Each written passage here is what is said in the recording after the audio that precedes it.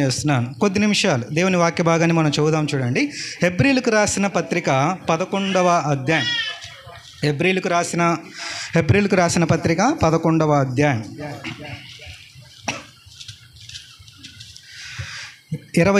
23వ వచనాన్ని మనం చదువుకుందాం. మోషే పుట్టినప్పుడు అతని తల్లిదండ్రులు ఆ శిశువు సుందరుడై ఉండుట చూచి విశ్వాసమును బట్టి రాజాజ్ఞకు భయపడక 3 మాసములు అతనిని దాచిపెట్టిరి. బైబిల్లో మోషే అనే భక్తుడు మనందరికీ తెలుసండి. ఈయన పుట్టినప్పుడు చాలా సంఘటనలు జరిగాయి. అసలు ఈయన పుట్టుకనే ఒక అద్భుతమైన పుట్టుక. ఆ బిడ్డ పుట్టినప్పుడు, ఈ మోషే అనే బిడ్డ పుట్టినప్పుడు కొన్ని సంఘటనలు జరిగాయి, విచిత్రమైన సంఘటనలు జరిగాయి. అయితే మోషే పుట్టిన తర్వాత మోషే యొక్క పెంపకం కూడా చాలా విచిత్రంగా ఉంటుంది. ఈమె కనినామే ఏమని దత్తత తీసుకొని, లేదంటే ఒక దాదిగా ఉండి, ఒక ఆయాగా ఉండి కన్న తల్లే ఈ మోషేని పెంచి పెద్ద చేస్తుంది. చాలా విచిత్రమైన పెరుగుదల మనము ఈ మోషేలో మనం చూస్తాం. అట్లాంటి ఈ మోషే పెంపకం గురించి ఈరోజు నేను మీతో మాట్లాడాలని ఆశపడుతున్నాను. ఈ కుటుంబం అనే కాదు, ఇక్కడ మనందరి కుటుంబాలు పిల్లల్ని పాలు తాగే వయసు నుంచే ఎలా పెంచాలో మనము మోషేని చూసి, మోషే యొక్క జీవితం ద్వారా మనము నేర్చుకోవచ్చు. ప్రియులరా, పిల్లల్ని ఎలాగ పెంచాలో మోషే ద్వారా మనం నేర్చుకోవచ్చు. చెందిన బట్టి బైబిల్లో ఒక చాలా ప్రాముఖ్యమైన మాట ఒకటి రాయబడి ఉంది. బాలుడు నడవలసిన త్రోవను వానికి నేర్పము, వాడు పెద్దవాడినప్పుడు దాని నుండి తొలగిపోడు అని వాక్యము తెలియజేస్తుంది. కాబట్టి పుట్టినప్పటి నుంచే మనం వారిని చాలా జాగ్రత్తగా దేవుని యొక్క చిత్త ప్రకారంగా, దేవుని యొక్క వాక్య ప్రకారంగా మనము పెంచటం అనేది దేవుని యొక్క వాక్యానుసారమైంది అనే విషయాన్ని నేను మీకు జ్ఞాపకం చేస్తున్నాను. ప్రియులరా, మోషే పుట్టినప్పుడు అతని జాగ్రత్తగా గమనించండి. మోషే పుట్టినప్పుడు జరిగిన సంఘటనలు ఏంటంటే, మోషే ఒక ఇశ్రాయేలీయుడు. అతడు పుట్టింది ఐగుప్తు దేశంలో పుట్టాడు. ఇశ్రాయేలీలు 400 సంవత్సరాలు ఐగుప్తు దేశంలో బానిసలుగా ఉన్నప్పుడు అక్కడ ఏం జరిగింది అని అంటే, ఇశ్రాయేలీలు ఐగుప్తు దేశంలోకి 70 మందిగా వెళ్తారు. బయటకు వచ్చేటప్పటికి 20 లక్షల మందిగా బయటకు వస్తారు. కాబట్టి అన్ని లక్షల మంది సంతానం అభివృద్ధి చెందుతూ ఉంటే ఐగుప్తు రాజు ఒక రోజున ప్లాన్ వేస్తాడు. ఏమని ప్లాన్ వేస్తాడంటే, మంత్రితో చెప్తాడు, మంత్రి మన దేశంలో, మన ఐగుప్తు దేశంలో ఇజ్రాయేలీలు, ఈ హెబ్రీలు బాగా ఎక్కువైపోతున్నారు. వీళ్ళు కనుక ఎక్కువైపోతే మన మీద యుద్ధం చేసి లేదా మనల్ని తరిమేస్తారు, లేదంటే వాళ్ళన్నా పారిపోతారు. అలాగ ఇంకా వీళ్ళ జనాభా పెరగటానికి వీలు లేదు. ఆ కాలంలో ఇశ్రాయేలీలు బాగా పెరిగిపోయారు. లక్షలు పిల్లల్ని కనేస్తున్నారు ఆ తల్లులు. ఏమండి, ఇప్పుడు ఒక్కళ్ళని గండానికి అల్లాడిపోతున్నారు తల్లులు. అసలుకి ఇంతకుముందు పూర్వకాలంలో అమ్మమ్మలు నానమ్మలు ఒక క్రికెట్ టీమునే కనేవాళ్ళు కదండి. క్రికెట్లో ఎంతమంది ఉంటారు?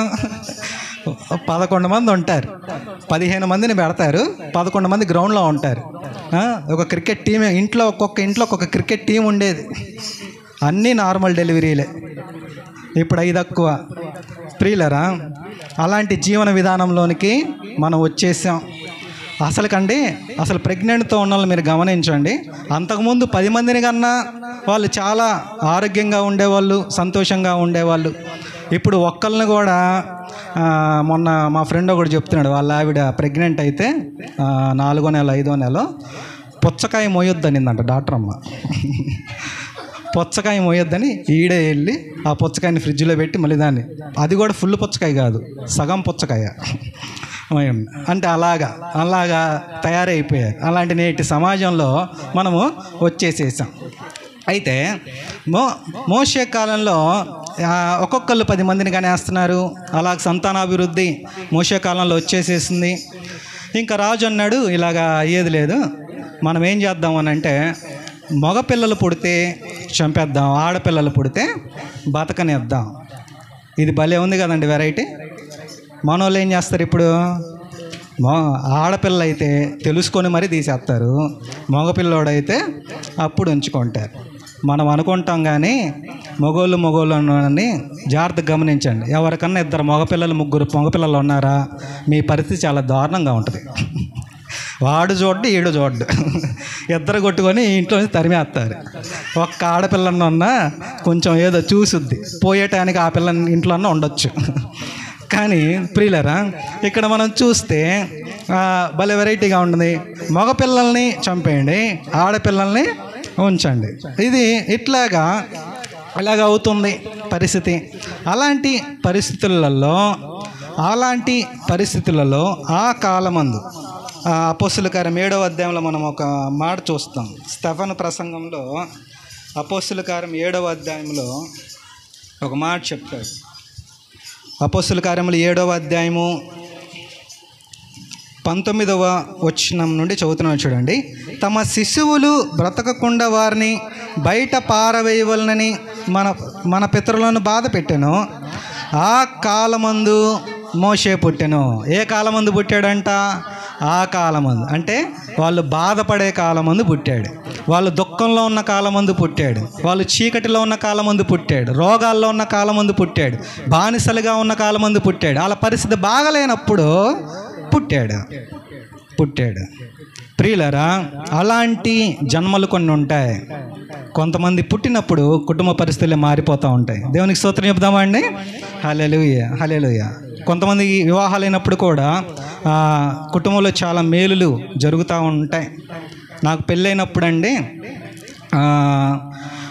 పెళ్ళైన మరుసటి రోజున నేను మా అత్తగారింటికి వెళ్ళినప్పుడు వాళ్ళ చుట్టాలు ఆయనకు ఒక కళ వచ్చిందంట. ఏంటి ఆ కళ అంటే, అమ్మాయి తరపు వాళ్ళకి, పెళ్లి కూతురు తరపు వాళ్ళకి ఆ కళ ఏంటంటే, వాళ్ళ ఇంట్లో ఉన్నటువంటి ట్యూబ్ లైట్ అంట మా ఇంట్లోకి వచ్చేసేసిందంట. వాళ్ళ ఇంట్లో ఉన్నటువంటి ట్యూబ్ లైట్ అంట మా ఇంట్లోకి వచ్చేసిందంట. ఎందుకనంటే మా ఆవిడ పేరు జ్యోతి అండి, మా అమ్మ పేరు కూడా జ్యోతే, మా వదిన పేరు జ్యోతే, మా పెద్దమ్మ కూతురు మా అక్క పేరు కూడా జ్యోతే. ఇన్ని జ్యోతులు వచ్చి పడ్డాయి మా ఇంట్లో. ఇక్కడ చూస్తే వాళ్ళ ఇంట్లో ఉన్నటువంటి జ్యోతి మా ఇంట్లోకి వచ్చింది అని చెప్పాడు. అలాగా కొన్ని వివాహాల ద్వారా కావచ్చు, బిడ్డలు పుట్టడం ద్వారా కావచ్చు, బాధపడే కాలంలో, దుఃఖపడుతున్నటువంటి కాలంలో మోషేని దేవుడు తన ప్రజలకు ఆయన ఆ కుటుంబంలో దేవుడు దయచేశాడు. దేవునికి స్తోత్రం చెప్దామా అండి? హల్లెలూయా. కొన్ని బాధపడే సందర్భాలలో దేవుడు సంతోషాన్ని ఇచ్చి ఆ బాధను భర్తీ చేస్తాడు. ఆ ప్లేస్ని ఆయన కూరుస్తాడు, ఆ గుంతల్ని పూరుస్తాడు, ఆయన ఆ లోటుల్ని సరిచేస్తాడు. ప్రియులారా, వాటన్నిటినీ పల్లముగా ఆయన మార్చేస్తాడు. కాబట్టి దేవుని యొక్క ఆలోచనలు అద్భుతంగా ఉంటాయి, దేవుని యొక్క ఉద్దేశాలు ఎంతో ఉన్నతముగా ఉంటాయి. ఆ కాలమందు మోషే పుట్టినప్పుడు మోషేకి ఒక 3 పనులు చేస్తారండి. ఆ 3 పనులు చేసి నేను ముగించేస్తాను. పుట్టంగానే ఆ మోషేని చూడంగానే అతడు చాలా సుందరుడిగా, దివ్య సుందరుడిగా ఆ తల్లిదండ్రులకి కనబడినప్పుడు రాజాజ్ఞ ఏంటంటే తీసుకెళ్ళి నదిలో పడేయాలి. ఆ వ్యక్తిని, ఆ మగబిడ్డను తీసుకుని వెళ్ళి నదిలో పడేయాలి. నేను మగబిడ్డ గురించి చెప్తున్నాను కానీ మగపిల్లలు అనుకోమాకండి. ఆడపిల్లలైనా మగపిల్లలైనా ఈ దేవుని వాక్యం పనిచేస్తుంది. ఇక్కడ మనం చూస్తే వాళ్ళని ఇప్పుడు మోషేని పడేయాలి అని అనుకున్నప్పుడు వీళ్ళకి మనసు ఒప్పల, ఈ బిడ్డను ఎలాగా చంపుకోవాలి, చేతులారా ఎలా పారేసుకోవాలని చెప్పేసి వాళ్ళు భయపడకుండా విశ్వాసుల జాబితాలో వాళ్ళు చేరతారు. మోషే తల్లిదండ్రులు 3 నెలలు మోషేని దాచిపెట్టారు. నేను ఈ మాట చెప్తాను, అందరం చెప్దామండి. మోషేని గట్టిగా చెప్పాలి, మనకు తర్వాత మంచి విందు ఉంది. మోషేని దాచిపెట్టెను. చూడండి, మోషే తండ్రి పేరు ఆమ్రాము, మోషే తల్లి పేరు యాకోబేదు. వీళ్ళు తల్లిదండ్రులు మోషేని 3 నెలలు దాచిపెట్టారు. అంటే ప్రతి తల్లిదండ్రి చేయాల్సినటువంటి మొట్టమొదటి పని ఏంటంటే పిల్లల్ని దాచిపెట్టాలి. ఇంట్లో బేరవల వేసి తాళం వేసేయమంటావయ్యా అని అడుగుతారేమో, అలా కాదు. పిల్లల్ని లోకస్తులకు కనబడకుండా దాచిపెట్టాలి. పిల్లల్ని దుష్టునికి కనబడకుండా దాచిపెట్టాలి. పిల్లల్ని లోక సహవాసాలకి, లోక స్నేహాలకి తెలియకుండా దాచిపెట్టాలి. పిల్లల్ని లోకంతో పరిచయం చేయకుండా దాచిపెట్టాలి. ప్రియులరా, ప్రార్థన ద్వారా వారిని దాచిపెట్టాలి. ప్రార్థన ద్వారా వాళ్ళని భద్రపరుస్తూ ఉండాలి, వాళ్ళని కాపాడుకోవాలి, దాచిపెట్టాలి. ఈ రోజున మరి మనం దాచిపెడుతున్నామా? కొంతమంది ఏమంటారంటేనండి, మనం ఉండే ఏరియా మంచిది కాదు కదయ్యా, ఏం చేస్తాం అని అంటారు. వీళ్ళు ఎట్లా ఏరియాలో దాచిపెట్టారు? మోషే తల్లిదండ్రులు చాలా భయంకరమైన పరిస్థితుల్లో దాచిపెట్టారు. బయటికి వస్తే చంపేస్తారు, అట్లాంటి పరిస్థితుల్లో దాచిపెట్టారు. ప్రతికూలమైన పరిస్థితుల్లో దాచిపెట్టారు. అసలు వాళ్ళు ఉన్న ఏరియానే మంచిది కాదు, భయంకరమైంది. అదొక సొదొమ గొమొర్రా లాంటిది, అదొక నీనెవే పట్టణం లాంటిది, అసలు చాలా చండాలమైంది. అలాంటి ఐగుప్తు దేశంలో మోషేని దాచిపెట్టారు. దేవునికి స్తోత్రం చెప్దామా అండి? హల్లెలూయా. కాబట్టి ఇట్లాంటి వంకలు మన దగ్గర పనిచేయవు. మనం ఎక్కడున్నా మనము దాచిపెట్టచ్చు. సింగనగర్లో ఉన్న దాచిపెట్టచ్చు, రాజరాజరావుపేటలో ఉన్న దాచిపెట్టచ్చు, ఉడ్డుపేటలో ఉన్న దాచిపెట్టచ్చు, ప్రైజర్పేటలో ఉన్న దాచిపెట్టచ్చు. ఇంకేమున్నాయమ్మా మన పేటలో? ఎక్కడున్నా కానీ దాచిపెట్టచ్చు. ఐగుప్తు దేశంలో మోషేని దాచిపెట్టాను అనే మాట రాయబడి ఉంది. నేను ఒకసారి ఒక పాస్టర్ గారు వాళ్ళ అబ్బాయిని, యవనస్తుడే, డిగ్రీ చదువుతున్నాడు, ఇలాగ ఒక చిన్న క్వశ్చన్ అడిగానండి. తమ్ముడు, నువ్వు చూసిన మొట్టమొదటి సినిమా ఏదని అడిగా. అప్పుడు ఆ యవనస్తుడు అన్నాడు, అన్న అసలు అది ఎట్లాగుంటుంది, ఎంతవరకు చూడలేదన్న అన్నాడు. మీ నాన్న నిన్ను భలే దాచిపెట్టాడు, దేవునికి స్తోత్రం అనుకున్నా. అసలు ఎలాగుంటుందో దాంట్లో అడుగు పెడితే కదన్నా, అసలు ఎట్లాగుంటుందో నాకు తెలియదన్న, సినిమా థియేటర్ అనేది ఎలా ఉంటుందో నాకు తెలియదన్నా అన్నాడు. అంటే ప్రతి విషయంలో ఆ బిడ్డ మీద ఆ తల్లిదండ్రులు కన్నేశారు. ప్రియులరా, మనం దాచిపెట్టడానికి ట్రై చేయాలి. మీరంటారు దాచిపెట్టడం మా వల్ల కావట్లేదు అని అంటారు. బైబిల్లో ఆ మాట కూడా నేను మీకు చూపిస్తాను. నిర్గమాకాండం చూడండి, 2వ అధ్యాయం. నిర్గమాకాండము 2వ అధ్యాయము 3వ వచనంలో ఈ విధంగా రాయబడి ఉంటుంది. తరువాత ఆమె వాని దాచలేక వాని కొరకు ఒక జమ్ము పెట్టె తీసుకొని, చాలండి, ఈవిడ దాచిపెట్టగలిగేంత వరకు దాచిపెట్టింది. తర్వాత ఆమె ఏం చేయలేకపోయింది? దాచలేకపోయింది. అంటే మనము ఎంతవరకు దాచగలమో అంతవరకు దాస్తే చాలు, తర్వాత ఇంకా దేవుడు దాచిపెట్టడం మొదలు పెడతాడు. మనం ఎంతవరకు దాచిపెట్టగలమో అంతవరకు దాచిపెడితే తర్వాత దేవుడు దాచిపెడతాడు. ప్రియులరా, కాబట్టి మన ప్రయత్నం మనము చేయాలి అనే విషయాన్ని నేను మీకు జ్ఞాపకం చేస్తున్నాను. కాబట్టి మోషేని దేవుడు, ఆ తల్లిదండ్రులు, ఆ తల్లి దాచిపెడుతుంది అనే విషయాన్ని నేను మీకు జ్ఞాపకం చేస్తున్నాను. 2వ విషయాన్ని నేను మీకు జ్ఞాపకం చేస్తాను చూడండి. 2వది ఏంటంటే, అలాగ దాచిపెట్టలేనప్పుడు మోషేని తీసుకుని వెళ్ళి ఏం చేశారని అంటే, ఒక జమ్ము పెట్టెలో వేసి నైల్ నదిలో అందులో పడేస్తారు. అప్పుడు ఫరో కుమార్తె స్నానం చేయడానికి వస్తుంది, రాజు కుమార్తె స్నానం చేయడానికి వస్తుంది. ఆ పెట్టెను ఓపెన్ చేస్తుందండి. ఓపెన్ చెయ్యంగానే ఆమె ఏమంటుందో తెలుసా? చూడండి, ఓపెన్ చేయంగానే ఆ నిర్గమకాండము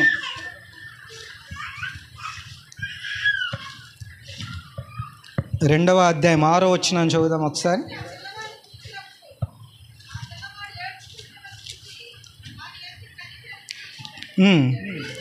చూడండి, ఆమె ఏమంటుందంటే, వీడు హెబ్రీయుల పిల్లలలో ఒకడు అని నేను. అంటే ఆమె ఏం చేసింది? ఎవరని గుర్తుపట్టింది?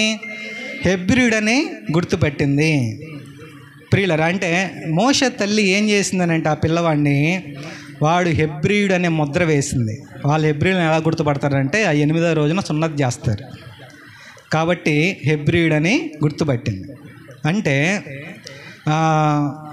గుర్తుపట్టే, ఈ వ్యక్తి దేవుని బిడ్డ, ఈ వ్యక్తి దేవునిలో ఉండేవాడు, నా బిడ్డ దేవుని బిడ్డ, నా పాప దేవుని పాప, నా బాబు దేవుని బాబు, దేవునికి సంబంధించిన బిడ్డ అనే గుర్తు ఆ బిడ్డ మీద ఆ తల్లి వేసేసింది. అంటే బిడ్డల్ని ఎలా పెంచాలి అని అంటే, వాళ్ళు దేవుని బిడ్డలు అని గుర్తుపట్టేటట్లుగా పెంచాలి. వాళ్ళకేసే బట్టలు కూడా అలాగే వేయాలి, వాళ్ళకేసే వస్త్రధారణ కూడా అలాగే వేయాలి. మీరు చిన్నప్పుడు ఏదైతే వేస్తారో పెద్ద తర్వాత కూడా అదే వేసుకుంటారు. కాబట్టి ప్రియులరా, జాగ్రత్తగా గమనిస్తే వాళ్ళు ఆ మోషే హెబ్రీయుడు అనే గుర్తుని ఆ తల్లి వేసేసేసింది. కాబట్టి దేవుని బిడ్డల్లాగా పెరుగుతున్నట్లుగా మనము చూస్తూ ఉన్నాం. ఈ రోజున గుర్తుపట్టే వాళ్ళు వీళ్ళు దేవుని బిడ్డలు అని గుర్తుపట్టలేకపోతున్నారు మన పిల్లల్ని. బాలుడు నడవలసిన త్రోవ వానికి నేర్పము. ఏం నేర్పిస్తున్నాం? ఏం నేర్పించలే. కాబట్టి గుర్తుపట్టట్లా, దేవుని బిడ్డలు ఎవరో గుర్తుపట్టట్లా. సేవకుల పిల్లలే చాలా పాడైపోతున్నారు. నిన్ననే ఒక సేవకుడు చెప్పాడు, పెద్ద సేవకుడు ఆయన ఏం చెప్పాడంటే, ప్రపంచంలో భయంకరమైన గుంపులు 2 ఉన్నాయంట.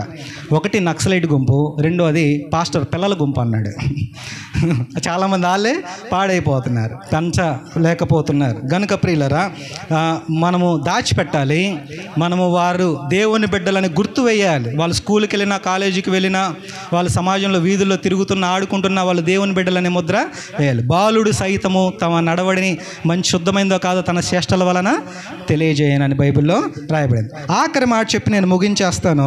చూడండి, తర్వాత ఆ తల్లి ఆ జమ్ముపెట్లో నుంచి తీసిన తర్వాత ఫరో కుమార్తె ఏం చేస్తానంటే వాళ్ళ అక్కకి చెప్పుద్ది, ఆ పిల్లోడు అక్కకే చెప్పుద్ది. వాళ్ళ అక్క ఏం చెప్పుద్ది అంటే, అమ్మగారు రాణిగారు, ఈ బావుని పెంచడానికి ఎవరన్నా తీసుకురమ్మంటారని అంటే, తీసుకురమ్మంటే రాణి సరే తీసుకురానంటే ఆ మోషే కన్న తల్లిని ఆ అమ్మాయి తీసుకొస్తే ఆ రాణి మోషేని, ఆ ఫరో కుమార్తె ఆ రాణి మోషేని ఆమెకి ఏం చెప్పుద్దంటే, మోషే తల్లికే చెప్పుద్ది, అమ్మ ఈ బిడ్డకి పాలిచ్చి పెంచు, పెద్దవాడిన తర్వాత నా దగ్గర తీసుకొనిరా అని చెప్పుద్ది. కాబట్టి కన్న తల్లి జీతం తీసుకుంటా ఆ బిడ్డని పెంచుతూ వస్తుంది. ప్రియులరా, ఎలా పెంచిందో నేను ఒక మాట జ్ఞాపకం చేసి నేను ముగిస్తాను. చూడండి, పెద్దోడైన తర్వాత మోషే ఏమవుతాడు అంటే, ఆ నిర్గమకాండం 2వ అధ్యాయము 11వ వచనాన్ని మనం చదువుదాం. 11వ వచనం, ఆ దినములలో మోషే పెద్దవాడై తన జనుల యొద్దకు పోయి వారి భారములను చూచెను. మోషే పెద్దోడైన తర్వాత అతనికి ఏం గుర్తొస్తున్నాయి అని అంటే, తన ప్రజలు పడుతున్నటువంటి భారాలు గుర్తొస్తున్నాయి. అంటే పాలిచ్చి పెంచేటప్పుడు ఆ తల్లి మోషేకి ఏం చెప్తుందంటే, నాన్న మనము ఐగుప్తీలం కాదు, నువ్వు ఐగుప్తుడి కాదు, నువ్వు ఒక హెబ్రీయుడివి, నువ్వు ఒక కూలీ పని చేసుకునేవాడికి పుట్టినోడివి, లేదంటే మనం చాలా దరిద్రులం, మనం చాలా దీనస్థితిలో ఉన్నోళ్ళం, మన వాళ్ళందరూ అన్నదమ్ములందరూ బానిసలుగా పనిచేస్తున్నారు, ఇటుకలు మోస్తున్నారు, ఐగుప్తు రాజు మనల్ని బాధ పెడుతున్నారు, మనం బాధల్లో ఉన్నోళ్ళం, కష్టాల్లో ఉన్నోళ్ళం, మనం బానిసలం, నాన్న గుర్తుందా నీకు అని చెప్పేసి వాళ్ళమ్మ ఏం నేర్పిస్తుంది అని అంటే, మోషేకి నేను ఈ మాట చెప్తాను, జాగ్రత్తగా గమనించండి, అందరూ చెప్పండి. మోషేకి భారములను చూపించెను. మోషేకి భారములను చూపించెను. మరి మనం చూపిస్తున్నామా మన పిల్లలకి? మనమేం తెలియకుండా అలాగే పెంచుతున్నామా? గారాబంగా పెంచుతున్నామా? కష్టం తెలియకుండా పెంచుతున్నామా? దెబ్బ తెలియకుండా పెంచుతున్నామా? అలా పెంచితే ఖచ్చితంగా చెడిపోతారు. ప్రియులరా, ఎలా పెంచాలి అని అంటే, భారాలు గుర్తు చేస్తూ పెంచాలి. అట్లాంటి పెంపకంలో ఉన్నవాళ్ళు, కష్టాలు చూస్తూ పెరిగిన వాళ్ళు, కన్నీళ్ళు చూస్తూ పెరిగిన బిడ్డలు భవిష్యత్తులో దేవుడు వారిని దీవిస్తాడు, వాళ్ళు నిలబడతారు, దేవునిలో నిలబడతారు. ఒకసారి ఒక తండ్రి దగ్గరికి కూతురు వచ్చి, డాడీ 500 కావాలి అర్జెంటుగా అనేది. సరే అని 500 ఇచ్చాడు వాళ్ళ నాన్న. బయటికి వెళ్ళి ఆ అమ్మాయి ఏం చేసిందనంటే 500 పెట్టి ఏదో ఒక చిన్న క్రీమ్ కొనింది. నల్లగా ఉన్నోళ్ళు తెల్లగా అవుతారంట ఆ క్రీమ్ రాసుకుంటే. ఒక క్రీమ్ కొనింది, అదంతా పూసుకుంది, 500 పెట్టి క్రీమ్ పూసుకుంది. వాళ్ళ నాన్నకు బాధేసి ఆ అమ్మాయితో ఒక మాట చెప్పాడు. ఏమని చెప్పాడు అని అంటే, అమ్మ 500 ఏం చేసావనంటే, అయిపోయింది డాడీ, ఇది క్రీమ్ కొన్నాను అనేది. అప్పుడు వాళ్ళ నాన్న ఏమన్నాడంటే, నేనేం పని చేస్తున్నానో నీకు చెప్తాను, నేను ఒక సెక్యూరిటీ గార్డ్ లాగా నేను పనిచేస్తున్నాను, సెక్యూరిటీ గార్డ్ నేను ఉదయం 9 నుంచి నైట్ 9 గంటల వరకు నిలబడితే, కూర్చుంటే కాదు నిలబడితే నాకు 500 వస్తాయి. తల్లి నువ్వు భలే మంచి పని చేసావమ్మా, నేను నిలబడి 12 గంటలు సంపాదిస్తే నువ్వు కూర్చొని 5 నిమిషాల్లో దాన్ని పూసేసుకున్నావు మొహానికి అని అన్నాడు. ఆ పిల్ల అప్పటి నుంచి పౌడర్ కూడా రాయడం మానేసింది. దేనికి స్తోత్రం చెప్దామా అండి? హల్లెలూయా. కాబట్టి తెలియాలి కష్ట సుఖాలేంటో నేర్పాలి. ప్రియులరా, కారులో తీసుకెళ్ళటమే కాదు, రోడ్డు మీద నడిపించడం కూడా మనము నేర్పించాలి. దమ్ బిర్యానీ తెచ్చిపెట్టడమే కాదు, పిల్లలకి పచ్చడి మెతులు, గొడ్డు కారం కూడా అప్పుడప్పుడు వేయాలి. దేనికి స్తోత్రం చెప్పండి. హల్లెలూయా. అన్నీ తెలుసుకోవాలి పిల్లలు. కాబట్టి బాలుడు నడవలసిన త్రోవను వానికి నేర్పించుము, వాడు పెద్దోడైన తర్వాత మర్చిపోడు. మోషే మర్చిపోలేదు. మోషే వెళ్ళి భారాలను చూశాడు. తన ప్రజలను విడిపించే ఆశీర్వాదకరమైన నాయకత్వాన్ని దేవుడు మోషేకి ఇచ్చాడు. కనుక మనం దాచిపెడదాం, లోకం కంటకుండా మనము వాళ్ళకి మీద ఒక గుర్తేద్దాం. ఈ బిడ్డ క్రైస్తవుడనే గుర్తును మనం పిల్లల మీద వేద్దాం.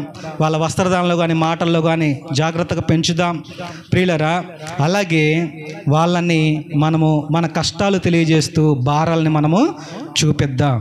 ప్రియులరా, అట్టి తల్లిదండ్రులుగా ఇక్కడున్న ప్రతి తల్లిదండ్రిని దేవుడు చేయనుగాక. ఆమేన్. ఆమేన్.